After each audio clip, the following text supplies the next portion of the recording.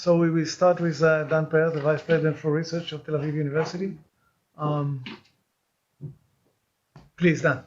Okay, so I'm very happy everyone is around. And I think it's important event. And so I'm Dan Per, I'm the Vice President for Research and Development here at Tel Aviv University. I'm also the chairman of the technology transfer company of the university, VC arm, which is called Cal Ventures. Well, Velen. Nice to meet you. I'm Velen Blas. I'm a faculty member here at the Environmental Studies Department, heading the Industrial Ecology Lab, and I'm engaged with IIASA since 2016. Ruslan Rachel Palatnik from Israel College and the University of Haifa, and also associated with IIASA, and the pleasure of benefiting from the previous round of the collaboration, and I'm really happy this collaboration will continue. I'm Paul Natsuo-Kishimoto. I'm a research scholar in the Energy, Climate, and Environment program at IIASA. I'm Wolfgang Lutz. I've for 25 years been heading the World Population Program at IIASA, and now I'm currently serving as Deputy Director General for Science. Good afternoon. I'm Sergei Sizov. I'm Science Diplomacy Officer at IIASA. Gansen, Pillay. I'm the Interim Head for Communications and External Relations. Itai Sened, Dean of Social Sciences here and head of the committee for the Israel-IIASA collaboration. I'm Rami Aroni. I'm the Director for Engineering and Advanced Technology at the Ministry of Innovation, Science and Technology. Just to say this, you have to be at least a doctor. I'm Dorit Bannett, and I'm from Eilat Renewable Energy Initiative in the south. And I'm also the head of the Innovation Energy Community in Israel, coordinated by Ministry of Economy, Innovation Regulatory, and the Ministry of Energy. Dr. Moshe Tshuva, I'm the head of the School of Mechanical Engineering at the Africa College. Aldous from Jaarsveld, I'm the Director General at IIASA. Shmuel Abramson, I'm Senior Deputy of the Chief Economist at the Ministry of Finance, formerly at the Prime Minister's Office. I'm happy to help lead the Israel membership.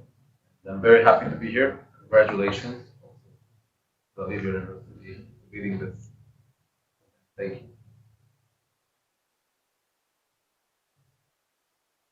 Okay. Albert, should you? I should just a couple of words of gratitude. First of all, some of you know, but not all of you know, the role that Shmuel played initially in making this happen. So thank you, Shmuel, once again. If it wasn't for Shmuel, it wouldn't have happened. And then just one word about Dorit Bannett, who represents the biggest incubator startup nation thing that happens in this area of expertise. So when we discuss further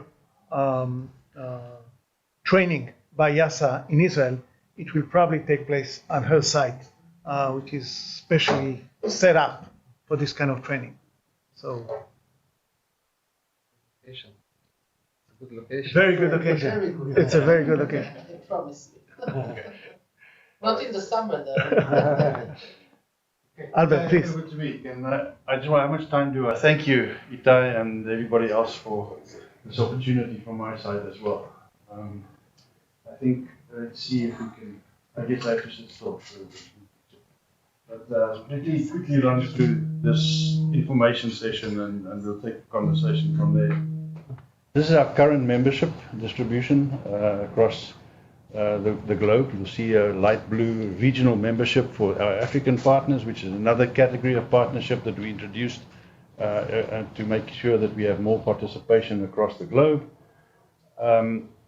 We, as I said, are multidisciplinary, an international institution. We have about a third split between social scientists, natural scientists, and our computer science and engineers at the institution as a whole. We represented close to 350 on average, but maybe close to 400 sometimes of the year, researchers that come from 52 countries across the globe. And what are the others after mathematicians? I guess usually after mathematician, nothing comes up. Well, we're not that precise. But there are a couple of others people computer as well. Scientists. Yeah, we have a couple of other computer scientists, software engineers, and people like that. So, okay. So these are our partnerships across the globe. It gives you a sense of the scale of the enterprise that we're involved with at the moment. So this is the kind of problems that we try and tackle. I'll give you a bit of time to absorb. But I think the idea is that these are the challenges, of course, that policymakers face. Every time that they push a landscape somewhere, there's a response and a reaction somewhere else, an unintended consequence that emerges. And so we try and deal with as much of this complexity as we can to try and help politicians and decision makers to make decisions that will not have negative consequences down the line if they take those decisions. So the key tools we use at IIASA are essentially the models that we've built up over the last 50 years across the institution. Here's just a suite of the available models, not all of them, the major big ones. Message is our energy model, this is our air pollution model, we have our water model, our forestry and land use models on this end. But the key thing with all our models is that we are integrating them with a very thorough understanding of population dynamics or demographics across as you will hear later on from Wolfgang, as well as an integration with the economy, so that people have an understanding of the consequences of the energy planning. Should we wait? Hello. Sir, 1 second. Okay, all right. Please. So, joining us, Daniel Gottlieb, the Chief Scientist of the Social Security Authority in Israel for many, many years. Okay, all right. We're non-economists and model at the same time. Okay. Sorry, great. Nice to see you. Okay, excellent. Okay, right. So these are sort of the suite of models that we have. The strength of IIASA is not only that we have these sectoral models, but our ability to integrate them. In other words, to get the models to start talking to each other and to get a more holistic view of what the consequences are of taking pathway A versus pathway B as a planning horizon moving forward. So we have our research programs at IIASA at the moment. This is aligned with our new strategy, 6 of them. Just so that you have a sense of the scope, advancing systems analysis. This is our methods group, if you like, at IIASA, developing new models and approaches, biodiversity and natural resources, energy, climate and environment, population and just societies, economic frontiers and strategic initiatives, which is a program we launched to engage more closely with our membership countries on key priority issues that we want to tackle jointly. Hopefully in a regional context or even narrower if need be, but I think the idea is to have a strong relationship between IIASA and our members. So this is the kind of publication output we've generated over the years. Last year in 2021, just over 700. So I think the institution is producing very well considering its size and scale. And we do very well in the high-end publications. So this is the Nature, Family, Science, PNAS and Lancet coverage for last year. So over 70 papers last year in that landscape. So we, as far as scientific impact is concerned, we do reasonably well as an institution. We also, of course, we work in the policy landscape, so we track our policy impact as an institution as well. And this is the citations in 2021 in policy documents across the globe that we could trace and track, mostly English language bias, to be honest, in terms of the database that's available to us. But the kind of things that IIASA looks for, of course, are synergies and understanding synergies and trade-offs much more explicitly. This is just the global energy assessment. It's now a few years old already, but it just demonstrates the principle that if you look at dealing with the global energy security issue around the world, This is the global GDP on the left-hand side. It costs you just below 0.2% of the global GDP to deal with that. Air pollution by itself will cost you close to just over 0.5% of the global GDP. If you look at climate by itself, again, costs you just over 0.8% of the global GDP based on the estimates available. The benefit of a systems approach is demonstrated in the last 1 year. We have an integrated approach that allows you to deal with all three of these together in a way that costs you just more than 1% of global GDP. So about a 40% cost saving by simply just looking at it synergistically rather than dealing with it separately as separate silos and trying to tackle them under those conditions. Now, we bring that right down to a local scale as well, that kind of analysis. This is an analysis of trade-offs in terms of understanding the land use options, the water use options, and the energy generation options in the Indus Valley, which is a contested space between Pakistan and India, and analyzing with those local communities what are the risks associated with water insecurity, energy insecurity, and land use problems that can emerge under different climate regimes. You see the bottom left-hand side, it agitates between 1% and 3 degrees. So it gives you a spatially explicit understanding of the distribution of risks in the landscape based on these different variables moving forward. We also spend quite a bit of time looking at issues of water at IIASA, our new water security program. There's a global water model that's now available globally called Community Water Model from IIASA. But we've now just added to that a capacity to actually include groundwater assessments as well. In other words, to make sure that we understand the consequences of the relationship between managing water at a higher level and the groundwater issues, which of course in your part of the world is always going to be an issue. But we now have very good models for trying to deal with these kinds of problems as well. On the energy side, I think this is just an interesting analysis that was done to look at the consequences of the pandemic and together with the Ukraine war and what that means for energy security and energy transitions as a whole. And this just exercise just illustrated quite nicely that there are a couple of things that we have to highlight thinking about energy security moving forward. The first is that we're going to have to concentrate very clearly on consumption. In other words, the demand side issues of energy is going to be particularly important. We're going to have to reinvent our urban space infrastructure and mobility options across the globe, certainly as a major issue. Decentralized community-based energy, in other words, self-sufficiency, if you like, is going to become a major issue. And of course, renewables play a very big role in that space. And then expanding and strengthening our energy safety nets. In other words, to make sure that a lot more people that may not have had access in the past actually get access to energy is going to be particularly important. This is just another kind of study, a global one again this time, that looked at the issues of conservation and biodiversity and what are the co-benefits that can emerge from biodiversity conservation. An analysis that illustrated if you strategically place 30% of land conservation, you can save 70% of all terrestrial plant and vertebrate animal species included in this particular analysis.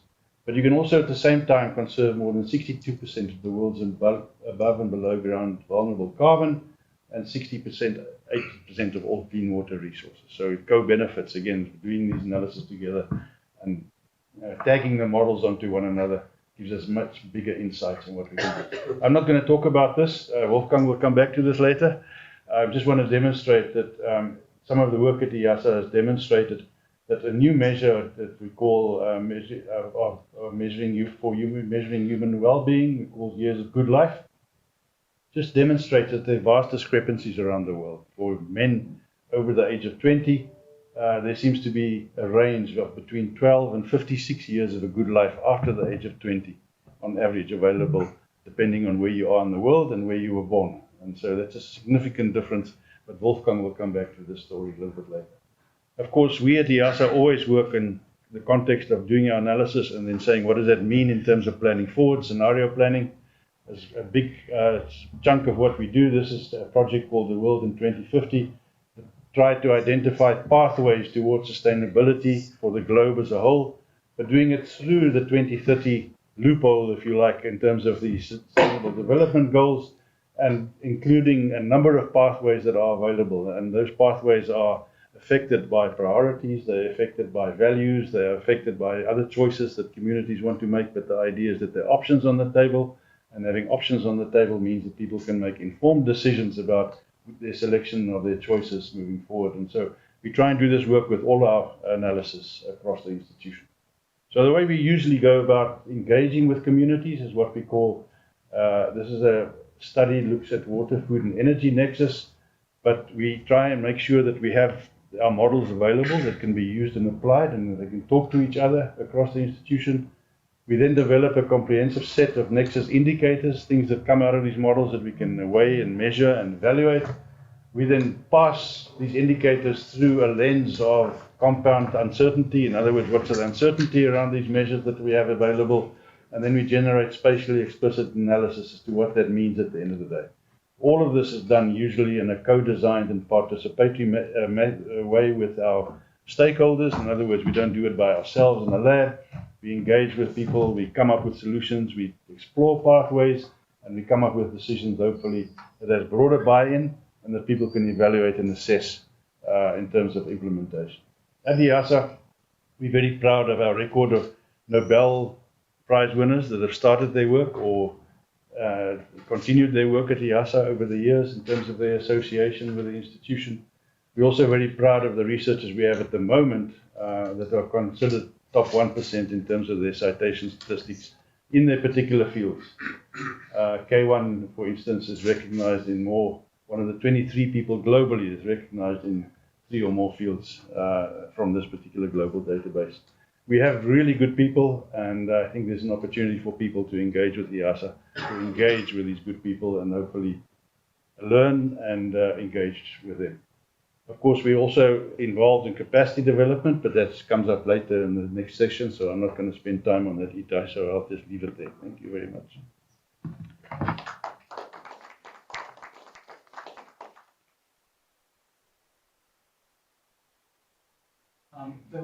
The purpose of this meeting is really to get us started. And Albert emphasized challenge we face is connectivity. So here we are doing system analysis and connecting water with energy, with demographics and biodiversity, but we are failing at connecting the IIASA enormous research program with the national members. So that's kind of our key goal for this entire event and for this meeting in particular. And so I think that what I would like to ask is for Verd to say a few words about how it may work, and then Roslana, of course, they are the most experienced with working with IIASA. And then I think we will get the rest of the crowd to talk to this issue, ask questions, and maybe present ways as around the table are sitting 6 individuals who come from very different angles of research, all should be connected to IIASA and are not quite. So this is really the purpose of this intimate first meeting. We were hoping to have a few other vice presidents from other universities at this meeting. In spite of much effort between Dan Per and myself, it was very hard to bring them here, as you can see. But we did bring some incredibly relevant individuals, such as Moshe, Dorit, and Daniel, and of course Dan himself. So the purpose of the remaining half an hour or so, 40 minutes, is to try and get started on connecting the dots. Now, Gansen will be traveling to some of the universities trying to push the issues in the days to come. Tomorrow, unlike today, we have an enormous sign up, 150 individuals that will show up for the panels, so far at least registered. And that speaks to something that we need to think about, and that is, it was much easier to recruit the youngsters they connect more easily with this kind of research program. When we came to the top management, Verd described it earlier in the meeting we had with Gansen very nicely. When we were trying to go bottom down, we failed. When we were trying to get bottom up, it worked much better. So tomorrow we have a huge crowd coming to the panels, and that will take care of some of the issues. But right now, let's think more of the bottom down perspective and how universities and colleges can help connect with IIASA that has so much to share with us, and we are not using it as well as we should. So, Bert, if you could kind of start the meeting and then we'll move on. Sure. So I was seeing Dan looking at the publication with PNAS and Nature and saying yes, like that. I think that the first thing is to realize we say top down and bottom up, but it's really about getting the VP for research and directors and all of the older faculty members to realize about our opportunities and understand how rigorous this organization is. And then, of course, to push the youngers to get into that field. The way I see it, I'm kind of in the middle, right? I'm not at the beginning, I'm not at the senior, but I see the opportunities for the younger people to really participate in a topic that is so far is kind of under the radar, I would say, in both the academic institution in Israel and also the governmental ministries. And especially, I think it's our responsibility in the area of sustainability to bridge and bring together. We cannot allow the academia to do their own little thing and then the government industry. We try to bring here all the chief scientist offices and the same, you must work together. So part of what we were trying to push here is to really first realize that there is a really good research opportunity here that can really mobilize policymakers to plan a bit better in Israel in the medium and long term, not just the next fire, which is an educational process, I think, for all of the agencies in Israel. So I think this is our first aim, to try to really make it as a topic on the table that everyone come together. And all the universities are good to say, oh yeah, we need to be engaged with industry, we need to be engaged with government, we need to be engaged. But at the end of the day, each organization is working in its own thing and not really connected. So at least for me, this is part of, wherever I entered academia was to really, besides the research rigorous and publication, everything is to put those things, the glue together. And I think it's really critical for implementation. And I would say, I moved back to Israel 12 years ago. You can see in 12 years, really, the differences and the change in the ministry thinking, in academic. You see the difference in how we think about sustainability. And Israel is a small country. When we want to do something, we know how to do it fairly quickly. And I think we have a lot of excellent research centers here that we can pull together to do the work. So the intention of this is to think in the higher level how we can top down start talking about this collaboration and fostering them, not just talking about them, but to have available teams working and leading the students to think about it and get part of it. Me and Roslana, we do a little bit in what we can in our own little kingdom, right, of our research, but it's not enough. You need to have it in a more institutional way. And I think the first thing is to learn how you do it in other universities around the world. And Gansen has a lot of knowledge in that. And so we try to bring you, if not here, we're going to go to them. We're not going to give up on this, So Gansen is going to go to those universities. But he has a lot of experience in other places around the world. And I think, Dan, correct me if I'm wrong, but I think the ticket to be listened by the academic institution is to show the high publication record and the relevancy and really top-notch A-class journals that no one will say no to. That's the way that they. And there is a new journal, Nature Water. There's a new one every second week. But actually, it's an interesting journal, and they will launch it from, I think, for January. We're already asked to contribute. Excellent. I just, before we let Roslana talk, first of all, I just grabbed another top faculty member, very important for this meeting, who is going to join us in a second, the Dean of Engineering here from Tel Aviv University, who all of a sudden kind of realized kind of the potential. I said, okay, I'm coming. So it takes some pushing and pulling. The main thing, mainly for Dan, Moshe, and Daniel, is to realize that the point that I want to emphasize in what Verd said is that I saw the light thanks to Shmuel, but I haven't been engaged with the group for some time. I apologize, I came back, and now I'm going to be responsible that it actually happens. But so you converted? I am. I'm a preach, and now you have to hear the preaching.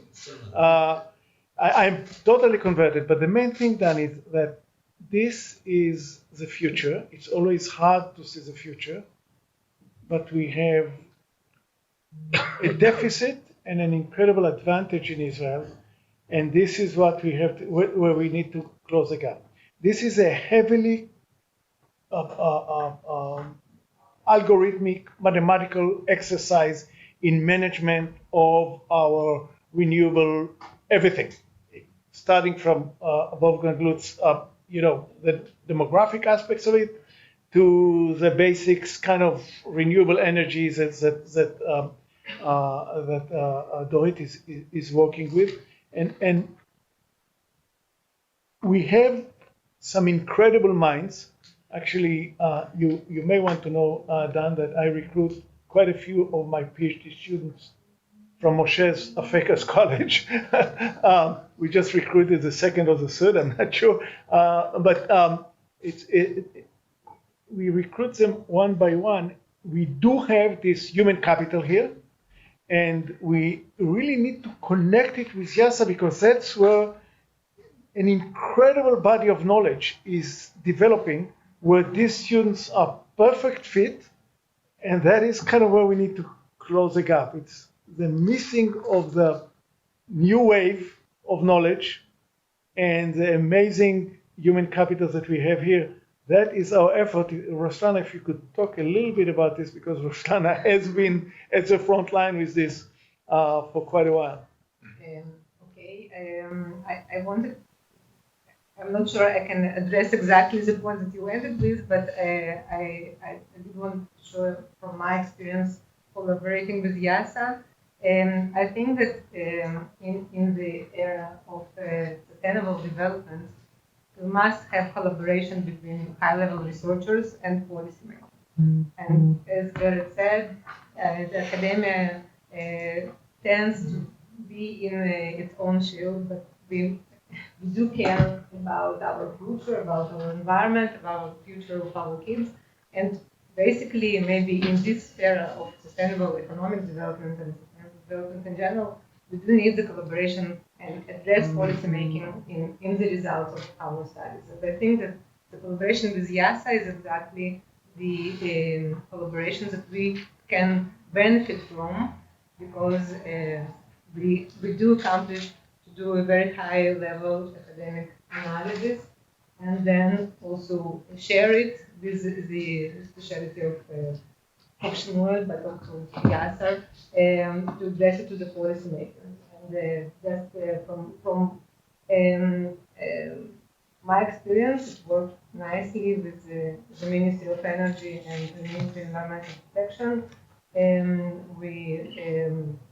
When I got the scholarship from IIASA a few years ago, we came to them, to the Ministry of Environmental Protection, and said, look guys, you are working on the plan for development of the Israeli economy to 2050 in a sustainable way.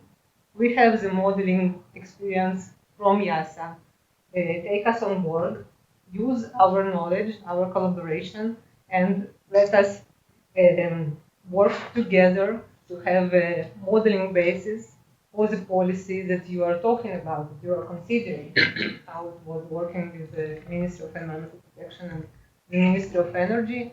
And the highlight was that we presented, from my perspective, it was one of the best researchers that I was involved with, and I felt that I had kind of an impact. And I presented the results of a message model for Israel and the future plans of of energy development in Israel in the workshop for the Ministry of Finance, with all the officials, including the Minister Lieberman presenting this workshop and listening to the scientists about climate change and about energy and what is the carbon tax, etc. Well, it doesn't matter that after that the war between Russia and Ukraine erupted and the tax on oil was reduced, which is contra-economic, contra-sustainable development side that they did. But at least, the collaboration was initiated. I think that people that were presenting in this workshop probably do remember something and will take into account in their future considerations in the budget or in the governmental budget. I hope the carbon tax will be implemented at some point. So this was really kind of one of the highlights of my small career. But I think that it's really important to stress how this institute is engaged in both highly academic research and also in policy application. And I would also say that it's kind of a very flexible opportunity. So when you issue your call for young researchers and for mid-career researchers and for professors, maybe people don't understand that if it's 3 months, it's not the fixed 3 months. So, because when you have COVID and then you have kids and then you have other background constraints, people don't know whether they can even apply. But I think that for me, you were very flexible as an institution to give the opportunity to collaboration, combining working from home and working from IIASA, etc., which I learned and gained a lot. So this is kind of a tip that I would like maybe to share in order to foster the collaboration. One of the things that is of critical importance for Israeli universities, given the geopolitical place we occupy, which is an intellectual island, it's critical for us to get our PhDs to get opportunities outside of Israel. And it's a constant struggle of Israeli universities to get our PhDs these opportunities. So IIASA has a remarkable. Here's my new recruit. I would like you to meet. Noam Elias, who is the Dean of Engineering at Tel Aviv University. And I will. I'll get you on the spot in a second. But before I do that, so a critical package that IIASA has that everybody needs to know about is the training of PhD students and PhD postdocs. This is an area that is underdeveloped in Israel, and it is very hard for us to gather around a PhD student the necessary group of scholars to make them be what they can be. I myself have tried it very successfully. I have one PhD student, Karen Umansky, who worked with Wolfgang Lutz for a while. They published a paper together. She spent 3 months with IIASA. It was incredibly important in her academic development, very challenging. But I'd like to call Dor to talk to us a little bit. Dor grew up in academically at the university, the Ben-Gurion University, and for me is a typical example of how an Israeli PhD gets an opportunity that he successfully takes advantage of. So if you could tell us a little bit of your experience. Dor is now a scientist with IIASA. Hello. So my name is Dor Friedman. I am on my EA still PhDs in Ben-Gurion University in the geography department within the economics department. So I applied to IIASA through the IIASA Israel postdoc position and started in March 2021. After 1 year, I became a research scholar in IIASA in the water group. I'm working on hydrological modeling, doing partly Israel, Iron Basin, but also global analysis of wastewater treatment used in agriculture. So I think from my side, being IIASA is a big opportunity. First, working with the tools that developed in IIASA, so it's community water model Albert mentioned before is the model I'm working with and developing, so involved with the further developing the groundwater model that mod flow basically combined into it, and also wastewater treatment model that resembles more a bit for the Israeli setting. And apart from it, I think it's also working with top scientists that are settled in IIASA or are kind of connected to IIASA. The slide Albert showed Yoshi, which is was the program leader in the Bina group, was in the water group, so I had the opportunity to work quite close with him and still working with on the publication. Yeah, so I think it's the modeling, it's the top scientists that work there and connected to there, and also the working environment that was mentioned before. I find it quite humane and convenient to see me not only as someone who kind of have to put the scientific output on the table, but also has more kind of values about the people that works there. So maybe these are the main 3 points I would like to mention about IIASA. And I can recommend only for other PhD students to come in the YSSP that we'll talk after, or postdocs from Israel to come there and join us. So we actually have a best kept secret, but a very successful history with IIASA in terms of these doctoral and postdoctoral students. I actually used IIASA almost cynically with students that Moshe and I trained together with, and Vered put him in connection with the message model at IIASA.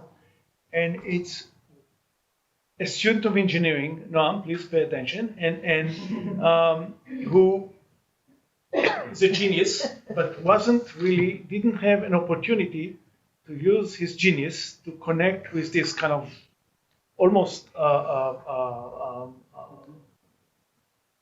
how to imagine structures of system management.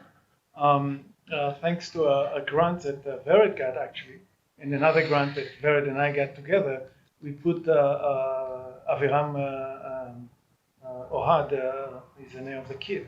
And we just recruited another student from Afeka to work with us.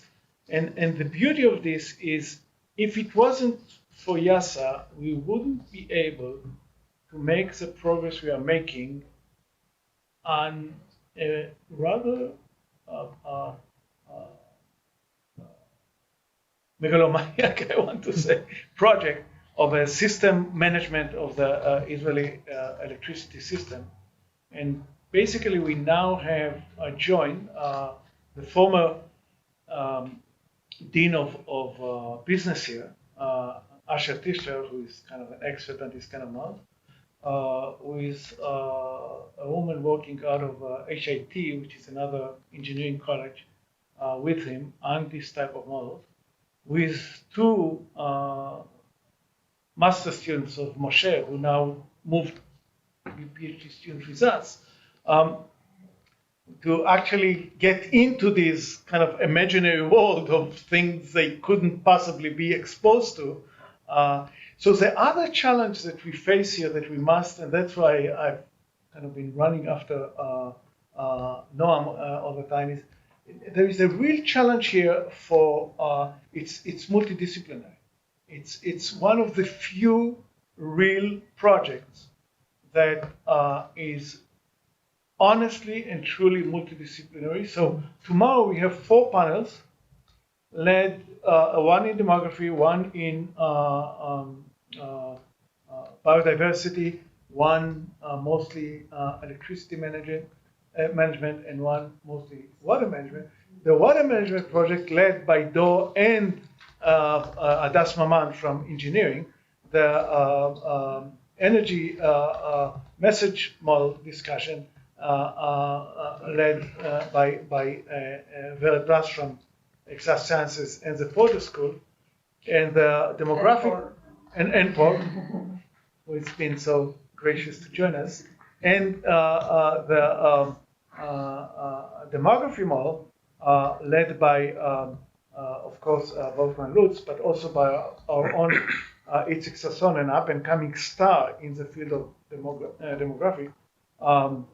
Daniel Gottlieb will join this panel tomorrow as one of the, in my mind, top experts on the area, having served for so many years as a chief scientist of the Social Security Authority in Israel. And the biodiversity is actually structured and worked out of this space, the museum, that does most of it. So the real challenge is that in spite of what we say all the time about our commitment to multidisciplinarity, we don't do much of that.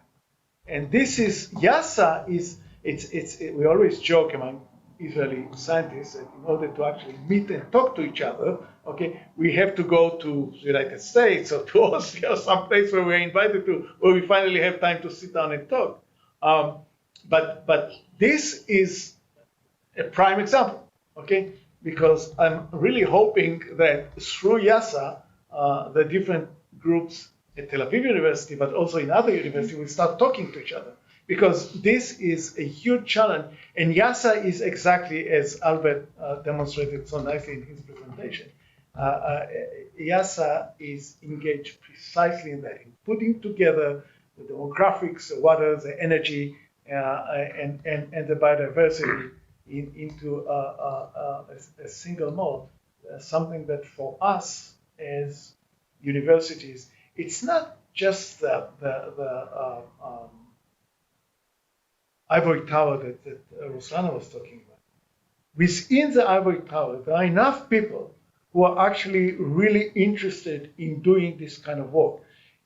It is a fact that Vered and Hadass and Ram Fishman and Itzik Sasson are all working together from the 4 different faculties.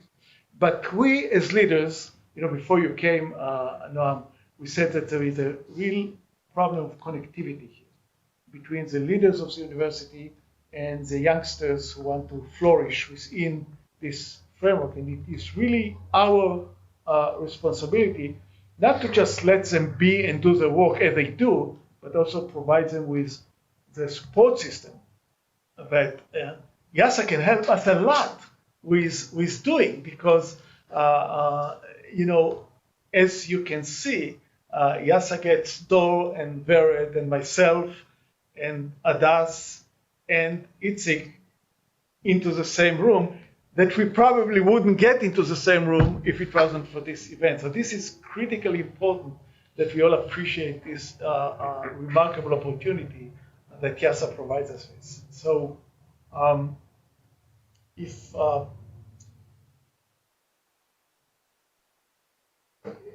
Moshe, I would like kind of the rest of the crowd to just quickly say a few words. So we start with you, Moshe, if you could kind of address these issues. I just wanted to say that you mentioned before the difference between people that came from engineering and people that came from, let's say, looking upward from a different perspective.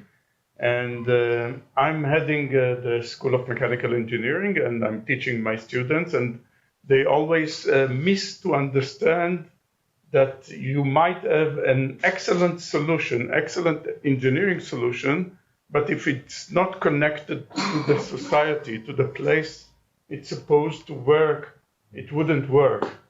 You could have a wonderful solution, but if you don't have any regulation or any connection to people from the municipality or from the government, it wouldn't work.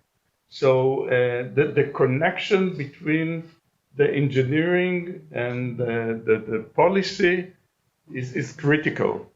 And that's why I like so much the courses that we do down there in the Arava, because they face my students. They face for the first time that they might have excellent engineering solution, but people tell them, well, it wouldn't work because no one will work it, and if something will go wrong, no one will fix it. So you have to have something that is idiot-proof in a way, or something that would work no matter what. And I think that's one of the things that we should remember, that the engineering solution are not sufficient. We have to think about looking all around and all the perspective, economic and engineering and regulation. So some of you know and some of you don't that Moshe, Dorit, and I run 2 courses starting next year, 3 courses that do exactly that. We bring students from engineering, from social sciences, from business and from the border school to Zarava. We tell them to throw away their communication tools such as iPhones and everything else. And we treat them into a boot camp of precisely that, to learn how you connect engineering with social sciences, economics, business. The headmaster of this incredible opportunity is Dorit. So if you could kind of just say a few words about your organization, just so that everybody knows. For the IIASA, for the people from IIASA, you should know that Dorit is the most wonderful host you can have in Israel. And so eventually, sooner or later, your faculty that come here to help us with the training will probably land at her site to kind of do this kind of training. By the way, you both know each other before you started the courses in the Arava? Barely. So they had to come to the Arava to know each other and their neighbors in Tel Aviv. So hi everyone, my name is Dorit, and for the last 14 years I'm running the Eilat Renewable Energy Initiative. It's a non-benefit company that was established 14 years ago with the goal of taking the renewable energy and innovation and the ecosystem, the environment, to be a platform for regional development. We are very remote area in Israel, considered 3 hours from here. In Israel, it's considered to be very remote.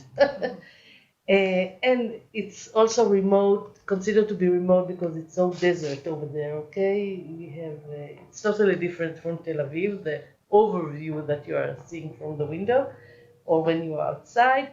And people are living there, and we have to have an economy there, and our economy should be a sustainable one. And if we'll be leaders and we'll show example how you can take those remote areas and consider the environment, the economy, the demography, the engineering, and everything, we can show a showcase of sustainability.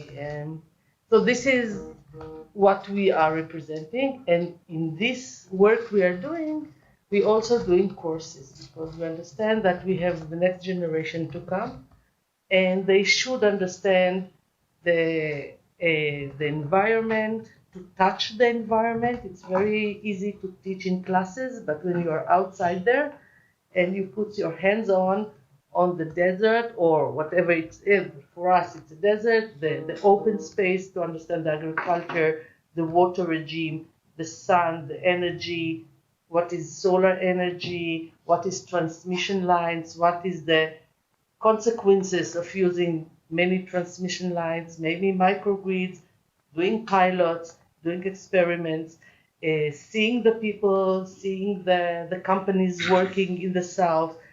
hearing the people talking, we are bringing the regulators also to the Arava. We are bringing all the innovators because we have also a VC company with more than 20 startups. So when they sing everything together, and when we have engineers and policy and economics and scientists and all kinds that sitting together in the first day, I can see that I can tell they don't understand what they're doing here because it's different languages. But after 5 days, they think that this is the best ever course they had. So for us, because we are also operating research centers, not in my company, but in the environment, and we are bringing companies to make pilots, and we want to make an ecosystem for innovation. So we want those young students to know us and to be there and to understand it's not only the way to the southern city with the hotels. We are an ecosystem, a very interesting one, and we're trying also to develop all kind of pilots that can bring a lot of, not a lot, but few students, master, PhD, postdocs that can do here, or also others that will work as the sites. For example, we submitted to the Horizon 2020 now, 25 million euros for Hydrogen Valley. So it will be the first Hydrogen Valley in Israel. So it will produce a lot of interesting work. And the first pilot ever producing hydrogen in Israel starts already now, is being built in our region. So this is who we are. We are a very big lab for everything what was said here. So one of the things that actually Dor got into trouble with, because people at the Ministry of the Authority of Water in Israel said, that's very nice, but that's kind of a very small scale project. You know, how do we make it a nationally relevant? And the REACH really represents, you know, an ecosystem that is almost entirely self-sustainable with a demography, a very special demography of its own, and very special communities. But it's kind of 80% independent, you know, energy independent area based on mostly solar and other capabilities. Dorit and I keep fighting about the issue of whether they're 100% or just 80. Eventually, they will be 100. It's just a question of completing our fight over it. We need to keep going because Dan has to leave and he needs to make some remarks as a replacement for Tamar, who got unfortunately very sick. We will now go downstairs. I apologize for Daniel Gottlieb that I didn't give him the time to speak, but Daniel. I can say something in 1 minute. I'll give you 2. Daniel is a very close friend and a very amazing scientist. So please. I think we all agree that the problem of sustainability that we face today is different from almost all other problems that we have been dealing with over the last tens of years. Because there is a sword of Damocles upon the head of the leadership in the world.